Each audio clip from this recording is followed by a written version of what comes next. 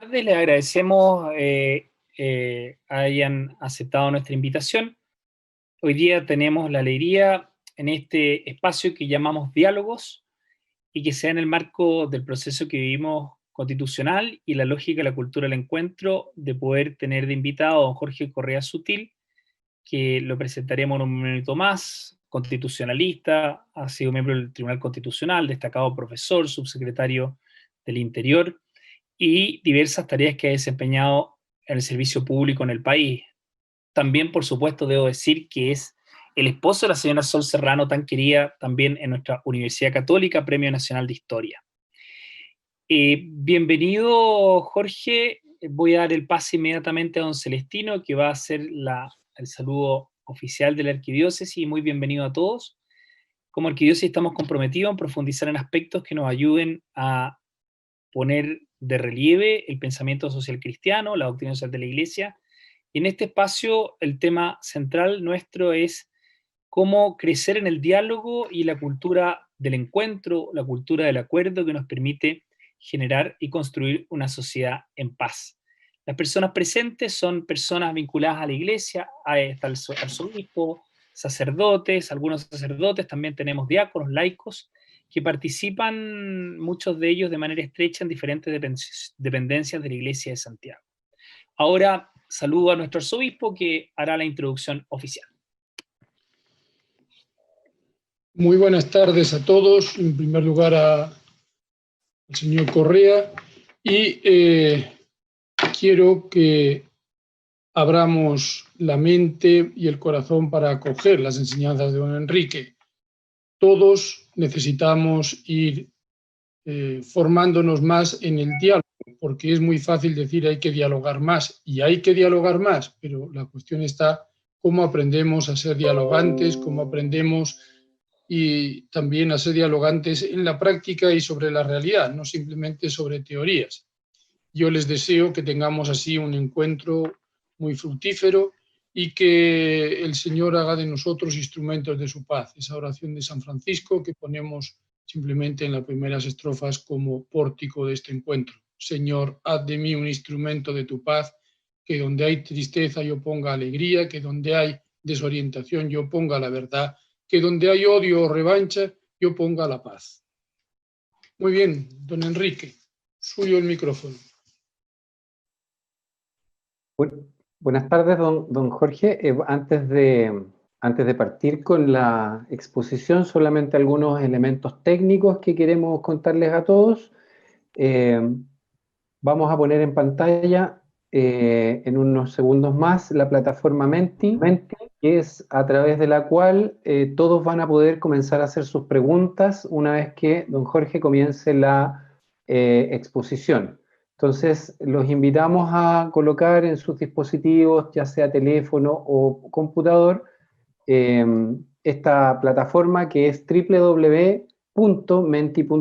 como ustedes la ven ahí, y en ella colocar el código numérico que también va a aparecer y que es a través del cual ustedes pueden realizar las preguntas. El código numérico está ahí, ustedes lo están viendo, el 46 43 142. Y ahí pueden realizar las preguntas que después van a ser recogidas por la comisión y trasladadas a la moderadora. Así que sin más, avanzamos entonces con Natalia. Gracias, Juan Carlos. Muy bienvenidos a todos. Quisiera partir presentando y agradeciendo la presencia de Jorge Correa Sutil. Él es abogado de la Pontificia Universidad Católica de Chile, máster en leyes por la Universidad de Yale y profesor en la Academia Judicial de Chile. Durante el gobierno del presidente Patricio Aylwin se desempeñó como secretario de la Comisión RETIC y durante la presidencia de Ricardo Lagos fue subsecretario del Interior. En enero de 2006 fue nombrado ministro del Tribunal Constitucional por el presidente Lagos, cargo en el que permaneció hasta el año 2009. Actualmente es miembro del directorio del Hogar de Cristo. Bienvenido, Jorge, y le damos la palabra para que pueda mostrarnos su exposición y comentarnos acerca del tema que nos convoca hoy. Muy buenas tardes, muchas gracias por la invitación. Es para mí un privilegio poder conversar con ustedes y como estoy seguro de que voy a sacar la mejor parte de esta conversación, voy simplemente a introducirla, a ser breve. Se me ha pedido que hablemos del diálogo y la Iglesia es maestra en el diálogo.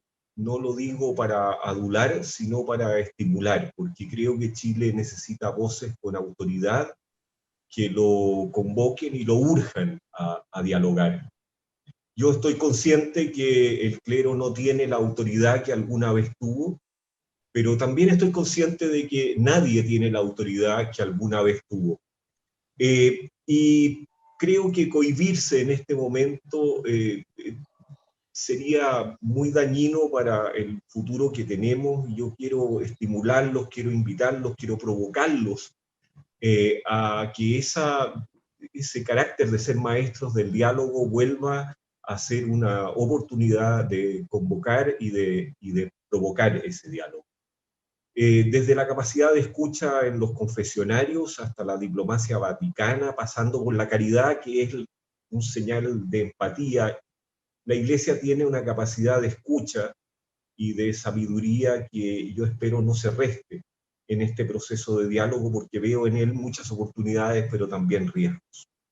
Yo creo que Chile está necesitado de diálogo, pero también está sediento de diálogo.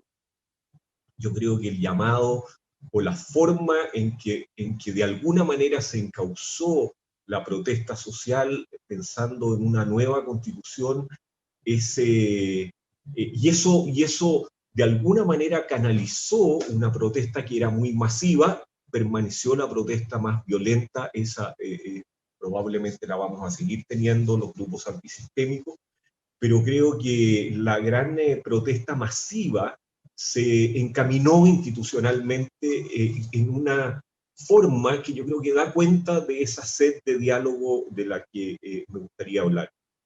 Yo asumo, compartimos una preocupación, y esa preocupación es por la calidad del diálogo que puede darse en el futuro de Chile. Quiero simplemente introducir la conversación con algunas ideas sobre el diálogo y la democracia que creo son dos conceptos inseparables. La democracia ha florecido allí donde se ha valorado el diálogo y ha decaído allí donde éste se ha disvalorado. Desde luego la antigua democracia ateniense coincide precisamente con la filosofía, con el diálogo, con esa forma racional de conversación que fue tan propia de los griegos. Y la moderna sin duda también. La moderna nace como la hija de la ilustración, de la esperanza en la razón y de la igual dignidad de toda persona, de todo ciudadano. Naturalmente que la ciudadanía se entendía de un modo reducido, pero la igualdad y la igual dignidad fue su base esencial. Fue una revolución burguesa contra la idea de que la sociedad era estamental. Fue un momento de esperanza casi ilimitada y probablemente ingenua de construir el orden a través del diálogo y de la razón. Es el momento del fin de la idea de un orden natural o divino en el cual encontraba cada uno su espacio al cual estaba destinado y del cual no podía moverse. Es la idea de que la sociedad es de alguna forma un artefacto en manos de artesanos que somos los ciudadanos para construir ese orden casi a voluntad. Hoy día no tenemos esa esperanza, pero es esa misma idea, creo, la que funda la democracia. La democracia moderna es hija de esa esperanza, es hija de la igual dignidad. Rousseau, que tal vez es el padre, diría yo, de la democracia moderna en el contrato social, una vez que establece la idea de la igual dignidad de toda persona, se pregunta entonces cuál puede ser el origen del poder. ¿Por qué una persona puede mandar a otra en condiciones de que es su igual, más allá de los casos de los niños que deben ser protegidos? Él dice, bueno, no hay razón alguna por la cual un ser humano pueda mandar a otro, salvo que el otro consienta en ser mandado. Y desde ahí construye la idea de una democracia que es esencialmente diálogo, que es esencialmente los ciudadanos reunidos en la plaza pública para discutir los asuntos públicos, y de ahí él sostiene que se produce la voluntad general, una voluntad a la cual le atribuye una cantidad de virtudes que probablemente hoy día no le atribuiríamos, de que no puede errar, de que siempre está en lo correcto, de que no debe tener límites por esa misma idea. Esta es la idea contractualista, de que la sociedad es moldeable por las personas que se reúnen a conversar, y ese diálogo produce necesariamente lo que hoy día llamaríamos el bien común. Esa noción de voluntad general es sin duda fruto del diálogo. En Rousseau era una idea de democracia directa, de ciudadanos reunidos, como decía, deliberando en una plaza pública, hasta reconocer el bien común. Esa misma idea es la que se mantiene a través de los siglos. Y a mí me gusta mucho una frase que se le atribuye a Bobbio, de que hay dos métodos para resolver nuestras diferencias: o se cuentan las cabezas o se cortan las cabezas. Y de verdad creo que finalmente no hay muchas otras alternativas. Pero quisiera subrayar de esta frase afortunada, a mi juicio, la idea de que lo que se cuentan no son manos alzadas ni menos puños, sino que lo que se cuentan son cabezas. Si vamos a sostener que los seres humanos somos iguales en dignidad y derechos, ustedes lo sostendrán desde la igual dignidad de los hijos de Dios y distintas vertientes desde distintas posiciones. La idea de que antes de contar las cabezas necesitamos usar las cabezas, compartir las cabezas, encontrarnos en las cabezas. Pero hay supuestos de este diálogo, y es con lo que quisiera casi terminar. El llamado estallido social produjo en muchos, me parece a mí, una revitalización de la necesidad de volver a dialogar. Se hicieron muchos cabildos, se hizo mucha conversación. Creo que volvió a florecer la idea esencial a la democracia, creo yo, de que somos capaces de reconstruir el orden desde nosotros mismos. No es algo que nos viene dado, es algo que elegimos. Creo que hay un momento constituyente, por lo tanto, en Chile, pero hay amenazas. Porque el diálogo requiere varios requisitos. Creo que están fuertes en algunos sentidos y débiles en otros. Y quisiera enumerar estos requisitos que me parecen indispensables y en lo cual creo que finalmente descansamos en virtudes, una palabra que usamos poco en el diálogo político, pero que creo que la Iglesia tiene la autoridad para usarla.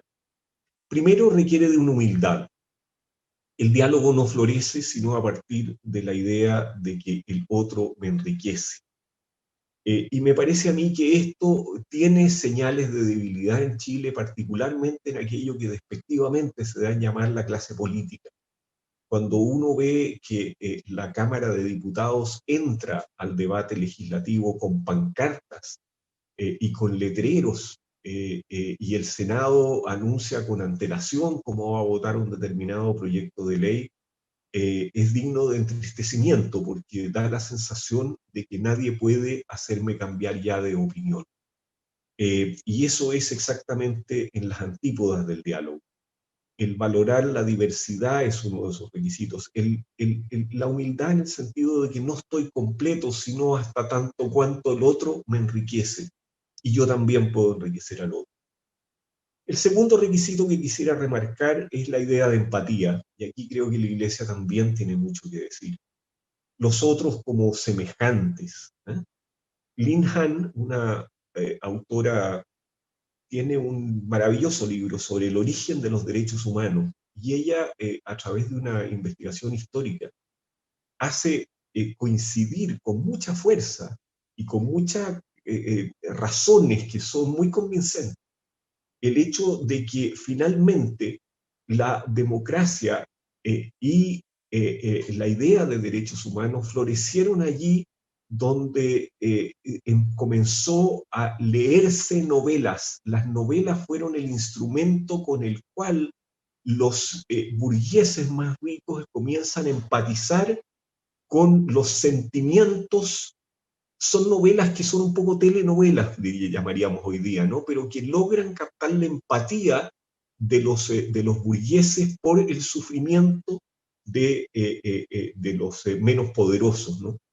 Esta idea de compasión, esta idea de ser semejante al otro, me parece a mí que es condición necesaria del diálogo.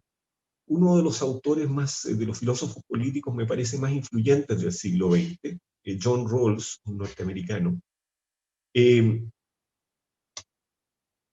elabora una teoría conforme a la cual la justicia se va a dar allí donde en el diálogo todos somos capaces de colocarnos en lo que él llama el velo de la ignorancia. O sea, sin saber cuál será la posición que nos tocará jugar en la sociedad. Y sostiene que desde allí es posible un diálogo fructífero porque no sabemos si nos va a tocar la situación del que vive en la calle, o la situación del que ejerce poder, o la situación del rico, o del pobre, o de la mujer, o del hombre. Y que desde allí podemos pactar reglas que finalmente son justas para todos. A mí me parece muy valiosa esta idea, porque creo que finalmente engancha con la noción de compasión, con la noción de que tenemos que ponernos en el lugar del otro. En Rawls es más bien la idea de que no sabemos quiénes vamos a ser en la sociedad. Pero Chile vive en ciudades segregadas, particularmente en Santiago, y yo creo que las redes sociales también nos hacen compartir con los iguales, nos hacen mirar casi como amenazantes a los otros, ¿eh? El Mercurio ha publicado muchas cartas respecto de los bárbaros, ¿eh? Y yo creo que esta idea de que los otros son bárbaros, de lo que los otros nos vienen a amenazar, de que los otros son incapaces de ponerse en mi lugar o yo en el lugar de ellos, pensemos en el problema mapuche, ¿no? Por lo tanto, ahí hay un factor de riesgo, creo yo, muy importante en el proceso constituyente. El miedo a los otros también lo es, ¿no? En tercer lugar. Y lo agrava la violencia. A mí me produce horror, como creo que le debe producir a los viejos como yo ya, de haber visto civiles contra civiles enfrentados en la Araucanía. Tengo recuerdos de comienzos de los 70, los más jóvenes lo habrán visto probablemente en la película No, o en la película Machuca, este riesgo de la violencia ejercida por civiles contra civiles. El cuarto requisito, que creo que está desvalorado también en el diálogo chileno, es la apreciación por la virtud de ceder, de negociar. Se instaló antes incluso del estallido un desprecio por la idea de que la transición chilena había sido negociada. Creo que hay razones para aquello, la idea de la cocina, de ese diálogo que se produce al margen de la ciudadanía, que no tiene la suficiente transparencia. Ciertamente hay mucho que criticar aquello, pero yo creo que la guagua fue lanzada con la bañera. Esto es de que finalmente se produjo un cierto desprecio por la idea de que el diálogo nos lleva a conversar, a ceder y a negociar. Y sin eso me parece que el diálogo se transforma en una especie de yo o te convenzo o te venzo. Y eso no es diálogo y va a ser muy difícil el proceso constituyente. Y en quinto lugar, y ya voy terminando, quisiera agregar un problema que a mí me preocupa particularmente, que es la exclusión de los marginados en el diálogo chileno. Me parece a mí que tuvimos una atención preferente por los pobres. Me parece que eso fue el inicio de la transición, me parece que hubo políticas públicas virtuosas, pero en algún minuto, y producto de que nos olvidamos de la clase media ha pasado a ocupar su lugar como si ya no tuviéramos ni pobres ni marginados. Creo que hay una desatención muy fuerte sobre niños en situación de pobreza, sobre niños excluidos de la educación escolar. Estamos hablando de 200.000 que están fuera del sistema escolar. La Constitución chilena dice que el Estado tiene debe tener una preocupación preferente por los pobres y acto seguido declara solemnemente el derecho a la educación, pero tenemos 200.000 niños fuera del sistema escolar y el Estado no hace nada o prácticamente nada por escuelas de retorno a ella. Tenemos todavía mucha pobreza y esa pobreza va a crecer. Tenemos grupos francamente marginados, creo yo, del diálogo y hay que visibilizarlos en el debate. Y me parece que ahí hay un peligro también del diálogo que vamos a sostener. En suma, y con esto ya termino, sí, Creo que vivimos un momento en que nuestro orden se reconstituye, en que vamos a pugnar por cambios, en que nos vamos a sentir o nos estamos sintiendo dueños de nuestro destino, en que nos vamos a enfrentar, y ese enfrentamiento se puede dar en el tono del diálogo necesario, o se puede dar en el tono de yo te venzo a ti porque tú me has vencido por mucho tiempo, y creo que eso es muy peligroso. Es un momento que abre oportunidades al diálogo, aunque hay riesgos ciertos si no reconstruimos la idea de comunidad. Yo creo que eso está muy ausente todavía en el sentimiento de los chilenos. Y esa comunidad creo que no se reconstituye sino a través de virtudes de las cuales difícilmente alguien va a hablar en Chile si no es la Iglesia Católica. La virtud de la humildad, la virtud de la empatía, la virtud de la tolerancia y el valor de la flexibilidad. En la sociedad política nos cuesta mucho a los civiles hablar de virtudes, y alguien, creo yo, debe hacerlo. Yo pongo mis esperanzas y mis expectativas en ustedes, y por lo tanto les agradezco mucho que me hayan dado la oportunidad de invitarlos a estimularlos a esa enseñanza de la cual yo creo que la Iglesia es maestra. Muchas gracias, y estoy interesadísimo en las opiniones que pueda recibir. Gracias, Jorge. Agradecemos estas iluminadoras ideas y a continuación queremos abrir un espacio para las preguntas. Quiero recordarle a todas las personas que están conectadas a través de Zoom o bien siguiendo la transmisión a través de Facebook o el YouTube de la Iglesia de Santiago, que pueden ingresar a menti.com para enviarnos sus consultas. Y lo primero es preguntarle, Jorge, ¿cuál debiese ser? Usted habló de reconstruir el orden, que podía ser una oportunidad, todo lo que estamos viviendo. ¿Cómo ve usted el rol que debiera tener la Iglesia en esta reconstrucción?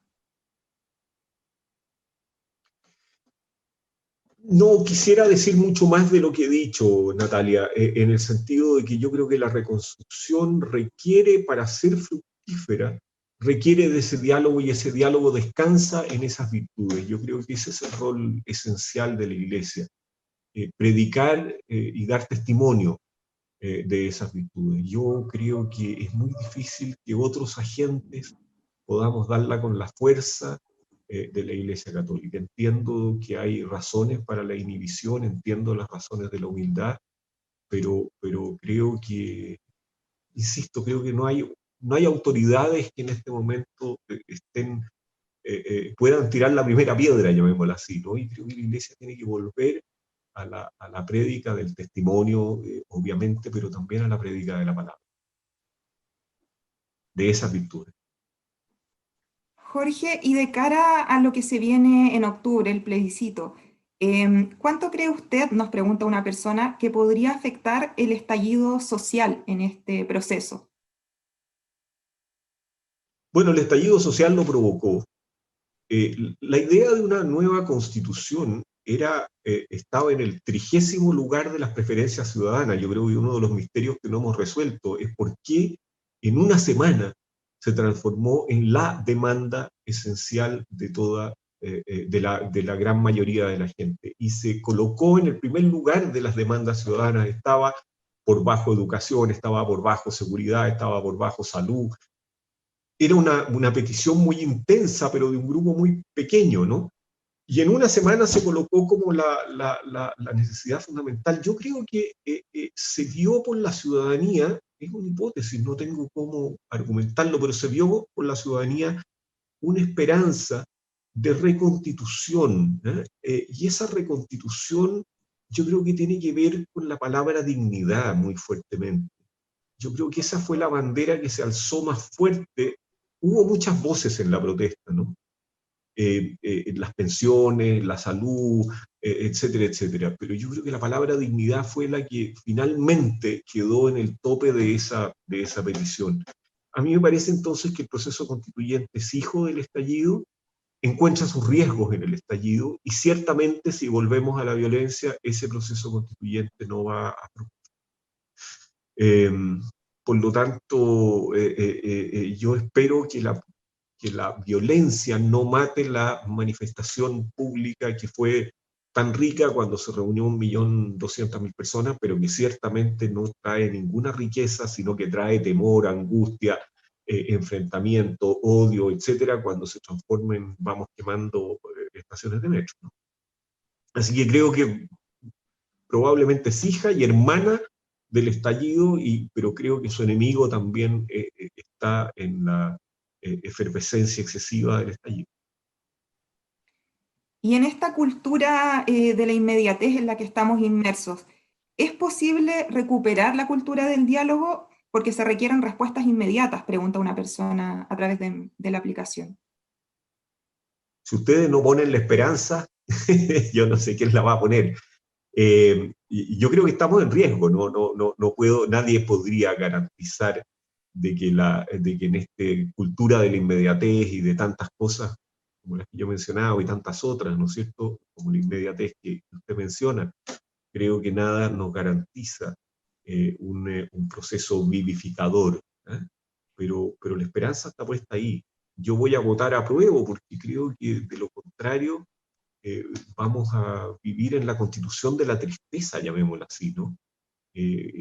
O sea, no creo que la constitución por sí misma nos vaya a sacar de los problemas en que estamos, pero creo que el proceso de discutir una nueva constitución nos puede ayudar a discutir de nuevo Chile y reencontrarnos y volver a hacer comunidad. Es mi esperanza, pero no tengo ninguna certeza, ni menos puedo dar garantía. Jorge, una persona nos pregunta, ¿qué elementos de apertura al diálogo descubre usted en el estallido?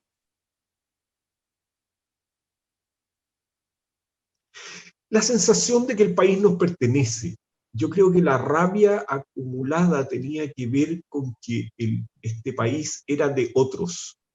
Este país era de los muy ricos, era de los abusadores, era de aquellos que habían comprado votos en el Congreso, era de aquellos que creo creo que fue muy provocador de la crisis, aquella frase de levántense más temprano, creo que da cuenta del otros son dueños del país y nos mandan. Creo que en ese sentido hay una idea de que somos dueños de nuestro destino, pero claro, se expresó esa idea con mucha rabia contenida y por lo tanto incluso con violencia, que es muy peligrosa. Si en la pregunta está la idea de que en el estallido hay violencia, yo no la negaría y diría que ahí hay un riesgo muy grande.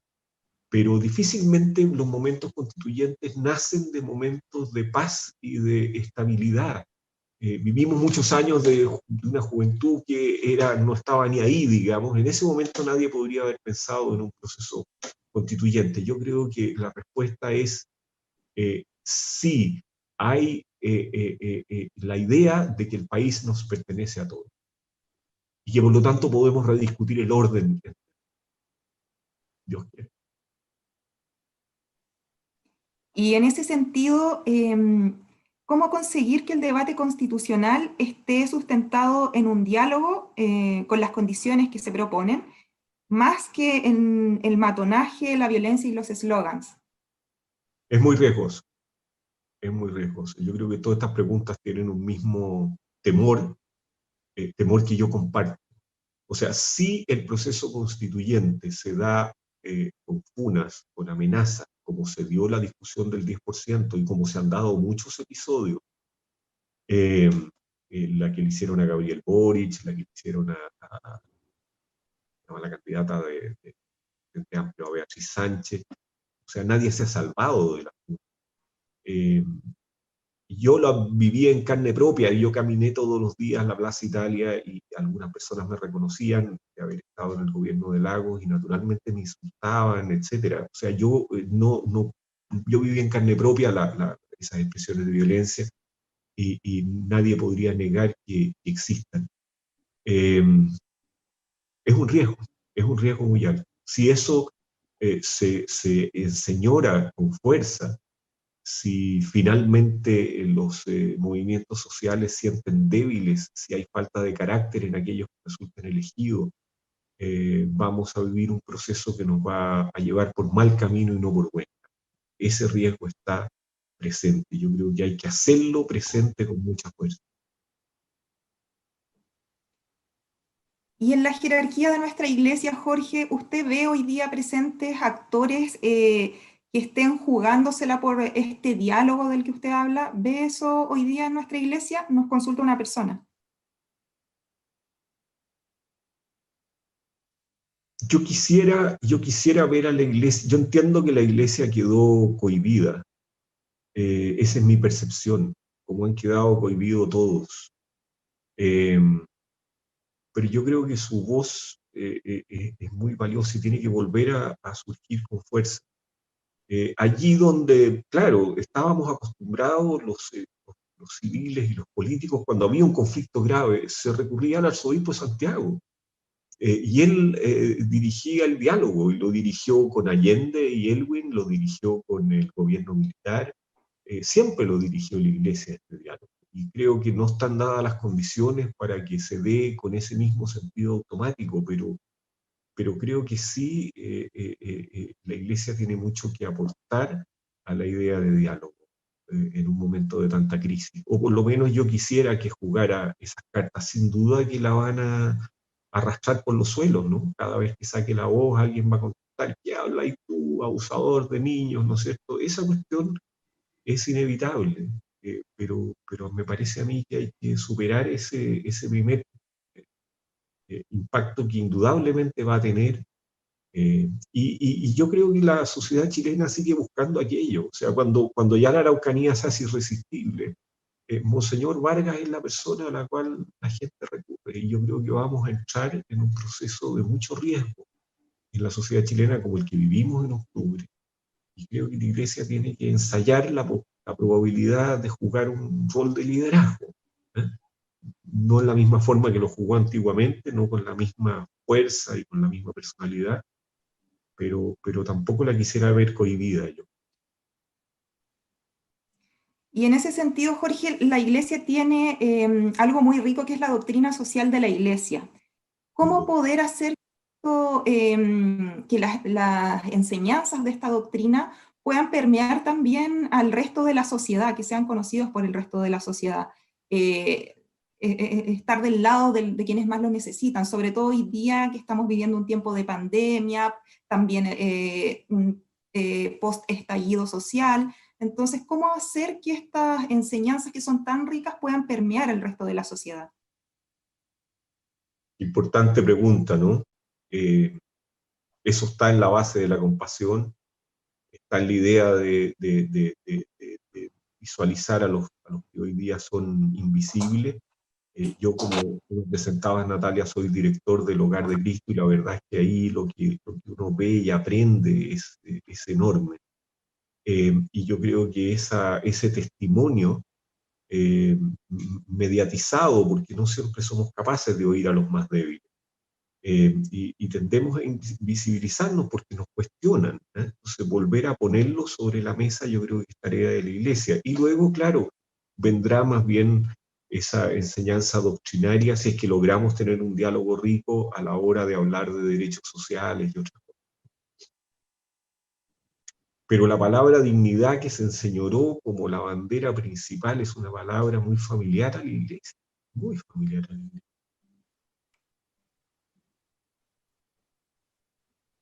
Jorge, ¿y usted ve que hoy día están las condiciones para poder retomar este diálogo o para abrirse al diálogo? Hablo tanto de parte de la clase política como también de la gente en general. ¿Existe hoy día esa voluntad para abrirse al diálogo en pos de caminar hacia una sociedad mejor, un país mejor, más unido, más justo, más en paz?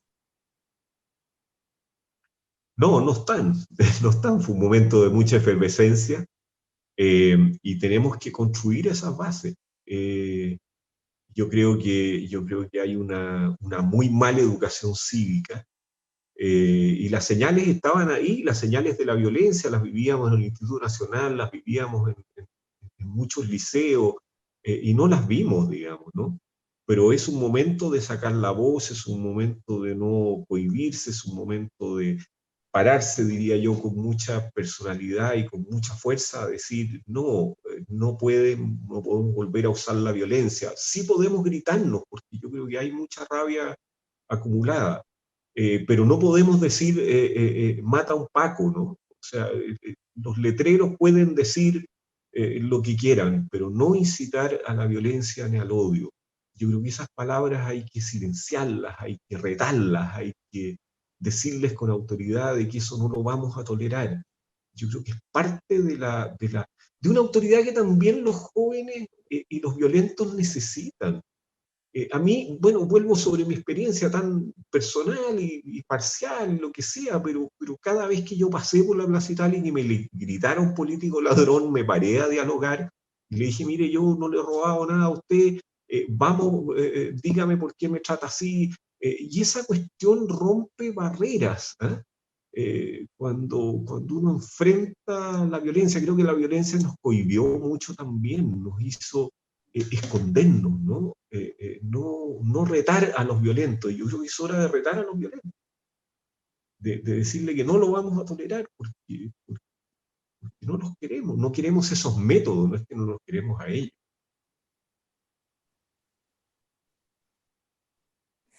Nos llega también una pregunta respecto de lo mismo que estamos hablando sobre el tema de la violencia. Y una persona pregunta si es que usted cree que la delincuencia va de la mano con el tema de la pobreza, si es acaso la falta de oportunidades, si es eso lo que genera más violencia. ¿Cómo ve ese tema usted? Porque a menudo es algo que se suele escuchar. Mi experiencia en el Ministerio del Interior fue que la violencia, que la delincuencia venía muy fuerte de la mano del abandono. Las carreras delincuenciales comienzan típicamente en la calle, y en la calle donde no hay contención, los jóvenes buscan contención, buscan amistad, buscan grupos, y cuando no encuentran esa contención y esa autoridad en los hogares, típicamente la encuentran en la calle. Y creo que tenemos una muy mala educación básica. Entonces, más que hija de la pobreza, yo diría, es hija del abandono, del maltrato.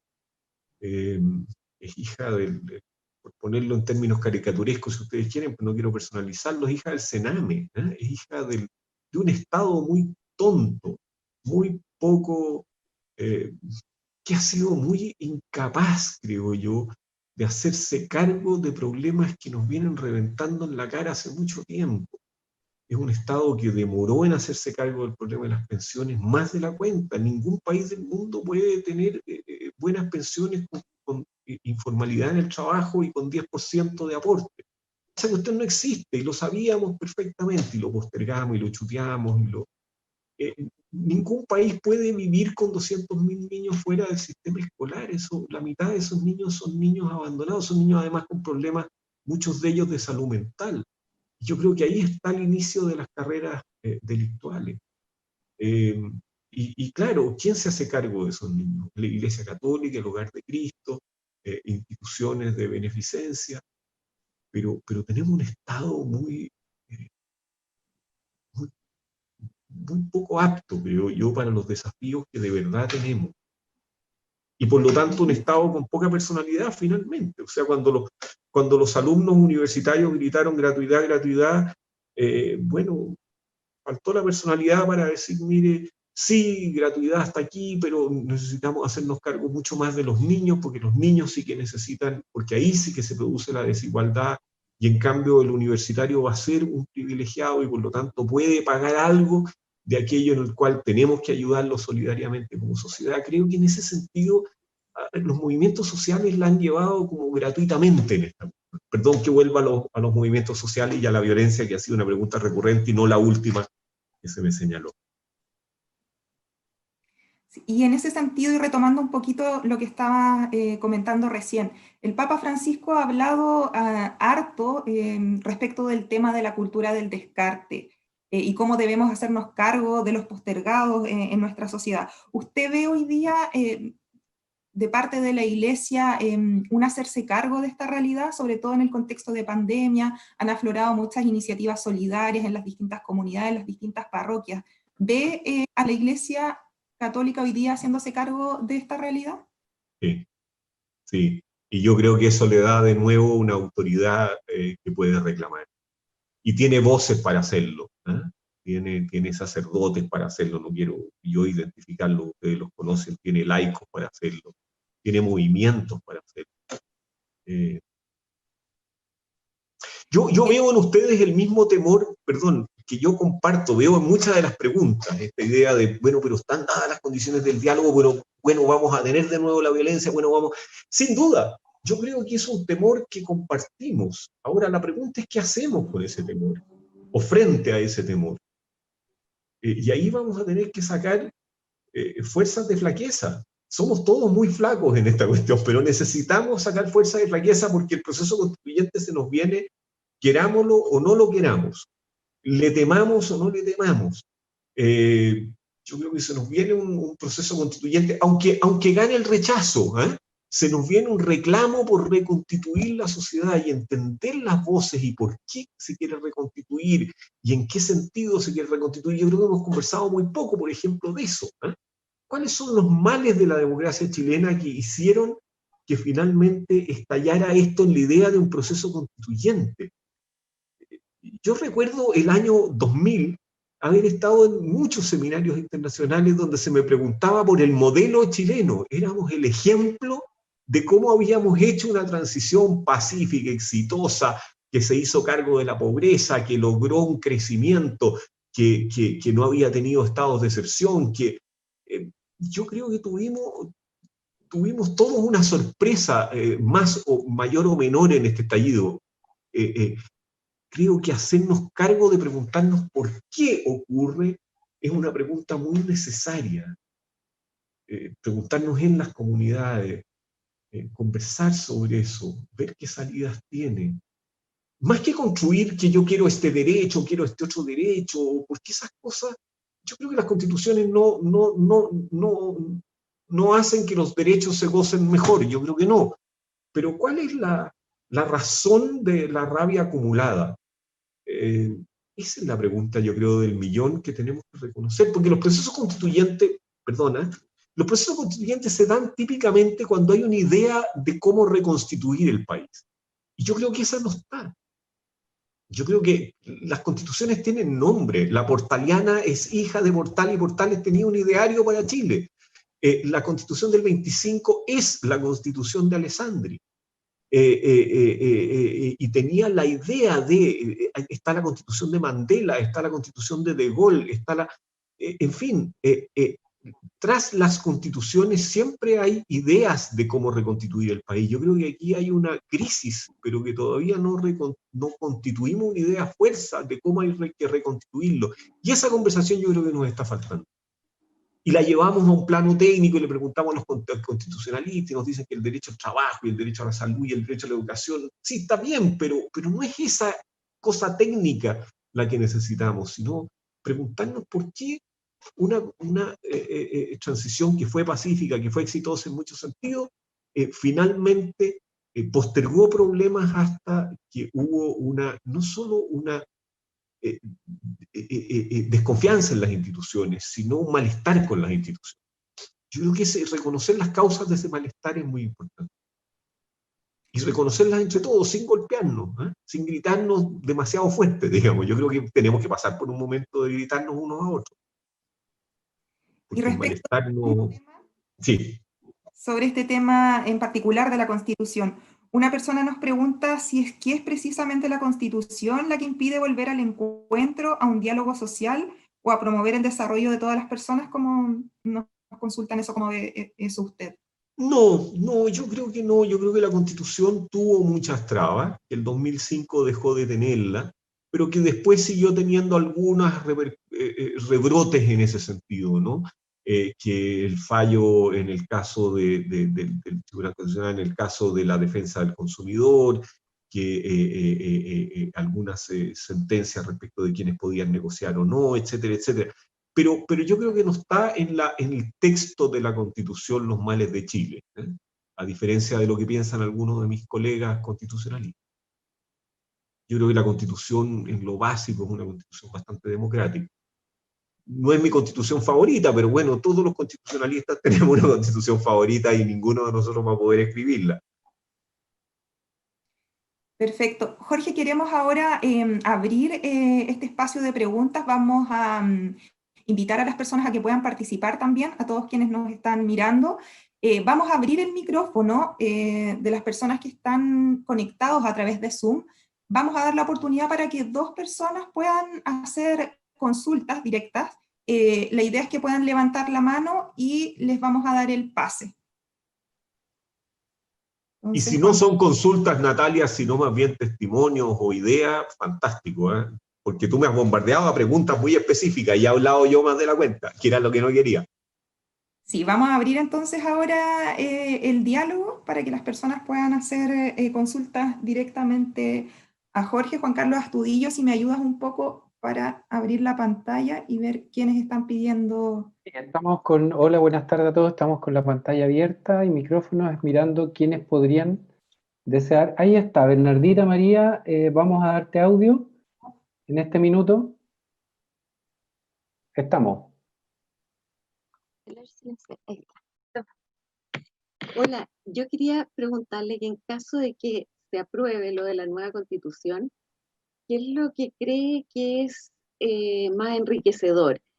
Si la nueva Constitución se haga con participación de gente del Congreso o solamente Asamblea Constituyente con gente de afuera.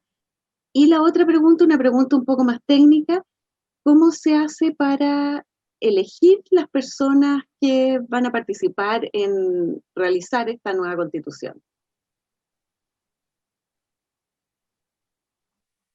El Congreso tiene defectos y virtudes que yo creo que hay que sopesar. Entre sus defectos, un poco el que yo he señalado, hay más consignas que razones, creo yo, fuertemente en la Cámara de Diputados, tal vez menos en el Senado. Se ha ido enquistando esta idea de gritarse cosas en vez de dialogar. Pero al mismo tiempo hay una cultura de reglas procesales que se da menos en la sala, que ustedes lo ven menos, pero en las comisiones se da bastante más. Y por lo tanto, la cantidad de tiempo que alguien puede hablar, cuando se clausura el debate, quién preside la reunión es respetado, etcétera, etcétera. Hay formas del debate, yo creo que en la cual los parlamentarios están bien acostumbrados. A mí me gustaría ver un número de parlamentarios, pero claro, siempre que pudiera elegirlos yo. Y creo que en ese sentido hay virtudes y defectos en que estén parlamentarios. La elección va a ser igual como es la elección en la Cámara de Diputados. Todavía no se han producido pactos, así que no sé cómo se van a conformar las listas, pero van a ser con los mismos distritos de la elección de diputados y va a ser con la misma idea de cifra repartidora. Sin embargo, para que haya paridad de mujeres y hombres, esa cifra repartidora va a ser corregida al interior de la misma lista. O sea, si salen elegidos, por ejemplo, es una lista, hay que elegir 10 personas, y salen 6 hombres con la mayor votación, el hombre menos votado va a tener que dejarle espacio a la mujer más votada para que sean 5 y 5. Va a tener que ser a la inversa también, Bernardita. Esto es, si salen 6 mujeres y 4 hombres, la mujer va a tener que dejarle espacio a los hombres. Yo advertí este error, yo no creo en esta corrección que se quiere producir, creo que había mejores modos de asegurar la paridad. Y en el colegio de abogados donde se experimentó, salieron más mujeres que hombres y las mujeres más votadas tuvieron que dejarle el espacio a hombres menos votados. Creo que es un defecto del sistema con el cual se logró la paridad, no obstante todo lo valioso que pueda tener. Ese es el sistema de elección. No sé si te referías a eso.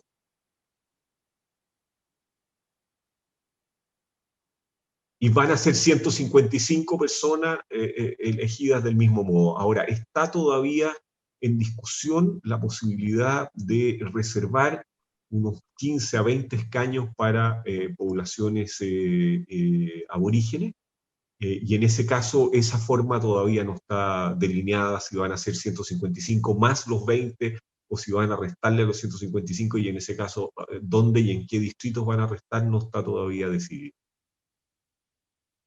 Y después de toda esta discusión, lo que se hace es que abogados constitucionalistas redactan. No sé, mira, yo creo que más de alguno de nosotros, y a mí me gustaría que así fuera, vamos a estar invitados a estar en la trastienda del trabajo, prestando alguna ayuda. Creo que, no obstante ser un papel en blanco, hay mucha experiencia acumulada en la historia de Chile. Las constituciones finalmente en muchos aspectos se parecen, la de 1833, la de 1925, la de 1980, la de 2005, ¿eh? Y creo que esas formas o algunas de ellas no debieran siquiera variar. Y creo que también podemos aportar una mirada de derecho comparado, ¿no? O sea, esto resultó en tal país, con estas condiciones, etc. Sobre todo cuando si es que se discute el régimen político, ¿eh? Porque eso requiere mucha armonía, ¿eh? Un régimen político determinado funciona con un sistema electoral determinado y con ciertas reglas, y no funciona con otras. Entonces creo que ahí la ingeniería de expertos puede ser útil. Sí, Jorge, nos queda espacio solamente para una pregunta, así que dejamos abierto. Si hay alguien que quiera consultar, puede levantar la mano y le damos la palabra, le abrimos el micrófono. No sé si hay alguien más, nos queda espacio para una última pregunta. Ahí está el padre Rodrigo Magaña, vamos con él. Padre Rodrigo. Sí. Mirando el tema de los porcentajes del proceso constituyente y temas de opciones morales, digamos. Principio de la vida, fin de la vida. ¿Qué riesgos ve usted sabiendo que el porcentaje de católicos no representa realmente el porcentaje de los que tienen una misma opinión moral sobre el aborto, sobre la eutanasia, por ejemplo? Entonces, ¿cuál debiera ser como la actitud de alguien que quiere participar seriamente en este proceso, aportando a que ciertos valores se respeten, pero no solo ser una voz? Me preocupa un poco de que las mayorías, aunque en general creo que los aportes de la democracia son tan evidentes, terminen decidiendo cosas que a veces se pueden generar por opinión pública, por los medios, como si fueran bienes, cuando en el fondo no se mira el trasfondo, ¿no? Yo comparto esa preocupación.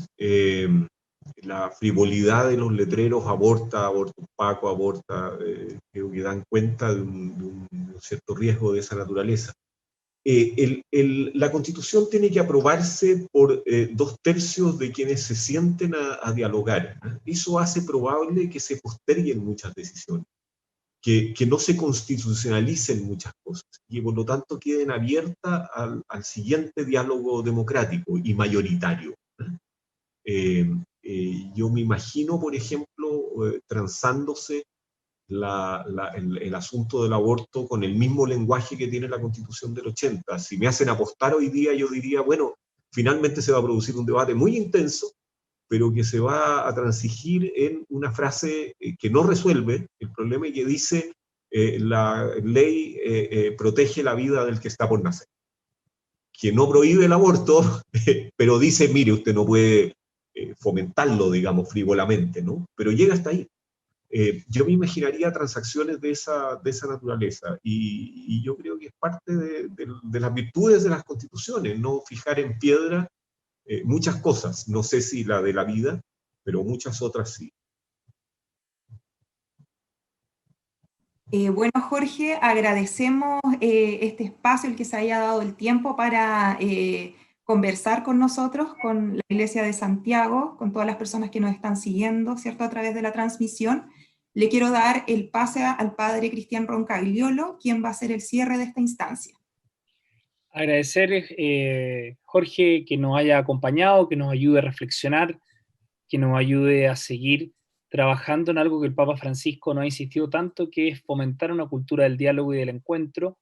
Y en el diálogo y el encuentro todos tenemos que poner de nuestra parte para construir el futuro del país, sabiendo que nadie es dueño de la verdad en absoluto y que por lo tanto estamos caminando juntos en busca de esa verdad y poder hacerlo en paz y en concordia. Muchas gracias por acompañarnos, gracias a todos, gracias al señor arzobispo que ha estado con nosotros, y seguiremos en este espacio de diálogos. Hemos retomado, lo iniciamos el año pasado, que tendremos cada ciertos viernes encuentros con personajes notables como Jorge, que hoy día nos ha acompañado y que nos ayudarán a seguir reflexionando en estos temas que son fundamentales para una cultura que esté muy fundada en el pensamiento social cristiano y que nos permite, con esa estructura, con esos principios fundamentales, poder aportar a la construcción de la sociedad donde nos encontremos. Muchas gracias, que Dios los bendiga y nos vemos pronto. Gracias.